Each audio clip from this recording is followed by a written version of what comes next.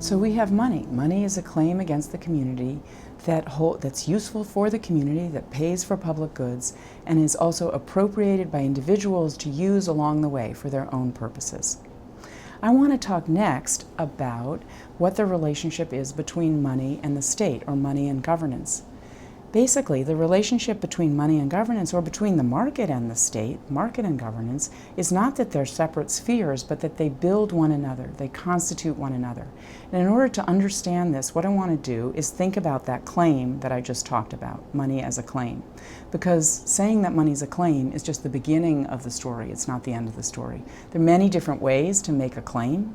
There are many different ways to enforce a claim. There are different ways to legitimate a claim. There are different ways to pay for a claim. And as societies make claims and enforce claims in different ways, they're designing and redesigning their monies. In order to spell that out, or kind of give you an example of that, I want to talk for a while about medieval money. This is actually the money that followed those early societies.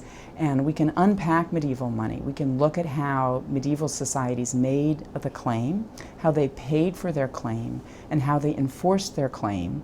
And we can understand monetary design by looking at the medieval world. So let me start with the way that the medieval world, and I'll keep using England as an example, made a claim. If you think about the logic of money, it's a pledge that's made by the stakeholder to the soldiers and then taken back. And in order to make that pledge work, there has to be an equivalence between the number of pledges given out and the number of pledges taken back. Otherwise, it won't be valuable, right? There won't be that kind of commitment that the stakeholder made to the soldier. Having said that, money could be made of anything, and in fact, as we know, it has been made of anything. It's been made of paper, it's been made of silver, it's been made of leather, in fact. But in a primitive world, there's a certain advantage to making money out of silver, and here's why. If you actually are giving a pledge to a soldier, the pledge has to be durable. It can't just fall apart in the soldier's hands. Otherwise, the soldier will be very upset that he can no longer return the pledge. On the other hand, you can't make money out of something that the soldier can reproduce and can counterfeit, because the soldier can then create many claims and give them out all to his friends and buy many sheep, and it would ruin the whole system. So in those circumstances, to make money out of something that's durable, like silver, and yet is rare and hard to refine and hard to work, like silver, made a great deal of sense. So silver became coin not because it was so common, not because it rose to the broth of barter, but because it was durable, but it was rare and difficult to work, and people in primitive societies couldn't do it. Only the king could do it. So making money from silver made a great deal of sense. And the kings very successfully monopolized coin. They set up mints. They required people to go to the mints and get coin and pay their taxes in it, and they spent coin. So actually, let me pick up on the mints and go to a second dimension of money's design. So we've seen why the kings, the early kings, would make money out of silver. It turns out that these kings also charged for money. So in these mints that they monopolized, they allowed people to come. In fact, they required people to come with their silver, and kings actually owned the silver, the substratum silver. If people had bullion, they could bring it to the mint, and for a pound of bullion, they would be able to buy a certain number of pennies. So, for example, they could bring in a pound of silver. The mint would make 240 pennies out of that silver, and it would return to the person who brought the bullion 230 pennies. So in other words, the king is charging for coin, but people brought silver to the mint because they needed to pay their taxes in silver. Increasingly, we got rid of in-kind contributions, and we went with monetary contributions. You had to pay your taxes in silver.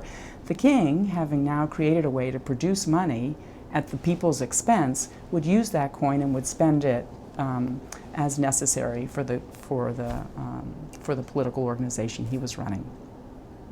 The last design feature I want to talk about is the covenant that coin represented. And we can think of this as the way that the English enforced the claim that was money.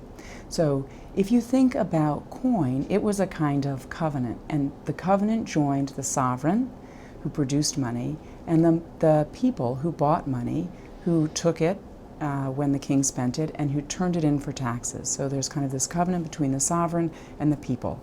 And according to that covenant, money had a certain identity. It was a certain amount of silver that had been processed at the mint, that had been made into coin. And the covenant required that coin retain that amount of value, that it contain that content, because it was that content that guaranteed everyone that there wouldn't be more coins produced, that the king wouldn't debase, and that people wouldn't counterfeit the coin. But the covenant had a caveat, and the caveat was that the king could change the silver content of coin for the public good. And we can easily imagine the public good that might require the king suddenly to change the content of coin. Let's say that there's another and even worse military invasion, and there's not enough money in the royal treasury to pay people to give them the tokens that they require. So what the king might do is dilute the content of coin, make twice as many pennies, and pay those men. And everyone would agree, or he would hope everyone would agree, that it was worthwhile, that having defended the kingdom was more important than having guaranteed the content of coin. Another reason why the king might debase coin actually happened very commonly and was consistent with what people theorized as the public good. And that's this: it's very mundane, but it turns out that when you're using silver coin as money, it wears out. And when silver coin wears out, it means that the face value of the penny is the same. It's still 1 penny, but the penny now contains less silver. So you have these old worn coins that are getting lighter and lighter, and new coin is coming out from the mint, and this new coin is full weight coin. It's as if this new coin has more collateral in it, and yet it passes at the same face value. So as people recognize this, especially as the old stuff is getting older, they start hoarding the new stuff and only spending the old coin, the light coin, and the light coin gets lighter and lighter, right? We get a worse and worse situation. If that happens over several decades, it actually throws commodity money out of circulation. So it disrupts the whole circulatory system that money is supposed to be fulfilling. And in those cases, theorists also said, it's legitimate for the king to debase the money. So what the king would do in order to correct this problem most easily is just reduce the amount of silver in the new coin. So it was just like the amount of silver in the old coin, and then life could go on, right? In fact, there was another advantage to doing that, a third problem that we could think of as requiring a remedy from debasement for the public good.